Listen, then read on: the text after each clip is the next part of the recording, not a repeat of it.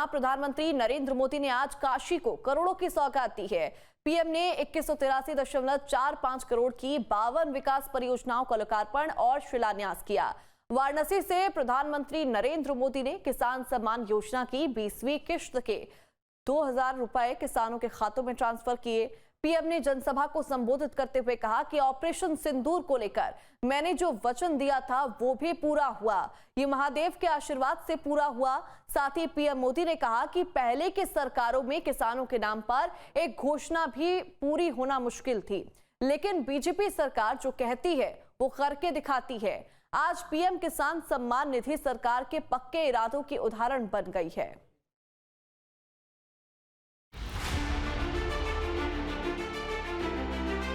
आतंकियों के खिलाफ ऑपरेशन सिंदूर के बाद पीएम मोदी पहली बार काशी पहुंचे।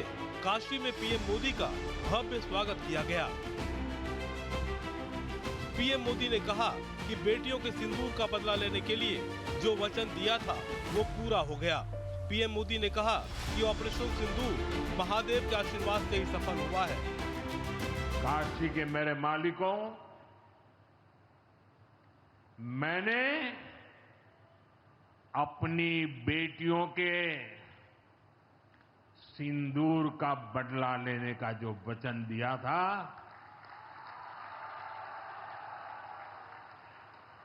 वो भी पूरा हुआ है। ये महादेव के आशीर्वाद से ही संभव हुआ है। मैं ऑपरेशन सिंदूर की सफलता को उनके चरणों में समर्पित करता हूं। पीएम ने कहा, अगर पाकिस्तान ने फिर से कोई पाप किया तो हमारी मिसाइलें आतंकियों को तबाह कर देंगी। भारत पर जो वार करेगा वो पाताल में भी नहीं बचेगा। काशी की धरती से पीएम मोदी ने विपक्षी कांग्रेस और सपा को भी निशाने पर लिया। पीएम ने कहा कि पाकिस्तान के कई सारे एयरबेस आज भी आईसीयू में पड़े हैं। पाकिस्तान दुखी है, ये तो सब कोई समझ सकता है, लेकिन पाकिस्तान का ये दुख सपा और कांग्रेस से सहन नहीं हो रहा।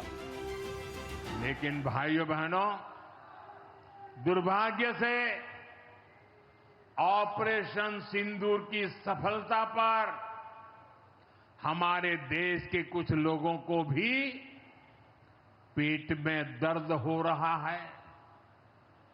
ये कांग्रेस पार्टी और उनके चेले चपाटे, उनके दोस्त इस बात को पचा नहीं पा रहे कि भारत ने पाकिस्तान के आतंकी ठिकानों को तबाह कर दिया। पाकिस्तान दुखी है, ये तो सब कोई समझ सकता है, लेकिन पाकिस्तान का ये दुख कांग्रेस और सपा से सहन नहीं हो पा रहा। उधर आतंक का आकार होता है, इधर कांग्रेस सपा वाले आतंकियों की हालत को देखकर रोते हैं। संसद में सपा अध्यक्ष अखिलेश यादव के उस बयान पर भी पीएम ने निशाना साधा, जिसमें ऑपरेशन सिंदूर पर चर्चा के दौरान अखिलेश यादव ने ऑपरेशन महादेव की टाइमिंग पर सवाल उठाए थे। वोट बैंक और तुष्टीकरण की इस राजनीति में ये समाजवादी पार्टी भी पीछे नहीं है। ये सपा के नेता संसद में कह रहे थे, पहलगाम के आतंकवादियों को अभी क्यों मारा? अब बताइए, क्या उनको फोन करूं क्या सपा वालों को, मारूं क्या ना मारूं? कोई मुझे बताए भाई, सामान्य बुद्धि से बताए, क्या आतंकवादियों को मारने के लिए भी क्या इंतजार करना चाहिए क्या? प्रधानमंत्री ने कहा कि देश में 3 करोड़ लखपति दीदी बनाने का लक्ष्य है। अब तक 1.5 करोड़ से ज्यादा लखपति दीदी बन चुकी हैं। लक्ष्य का आधा काम पूरा कर लिया गया है। पीएम ने कहा कि ये आंकड़ा सुनकर सपा वाले साइकिल लेकर भाग जाएंगे। हमारा लक्ष्य देश में 3 करोड़ लखपति दीदी बनाने का है। 3 करोड़ लखपति दीदी। ये सपा वाले तो ये आंकड़ा सुनकर के ही साइकिल लेके भाग जाएंगे। अब तक 1.5 करोड़ से ज्यादा लखपति दीदी भी बन चुकी है। 3 करोड़ का लक्ष्य में से आधा काम पूरा कर लिया। 1.5 करोड़ गांव में काम करने वाली गरीब, ये सपा वाले तो ये आंकड़ा सुनकर के ही साइकिल लेके भाग जाएंगे। अब तक 1.5 करोड़ से ज्यादा लखपति दीदी भी बन चुकी है। 3 करोड़ का लक्ष्य में से आधा काम पूरा कर लिया। 1.5 करोड़ गांव में काम करने वाली गरीब परिवार की, किसान परिवार की हमारी बहनें, 1.5 करोड़ बहनें लखपति दीदी बन जाए, ये बहुत बड़ा काम हो रहा है। इस दौरान प्रधानमंत्री ने कई बार हर हर महादेव के नारे भी लगाए। हर हर महादेव।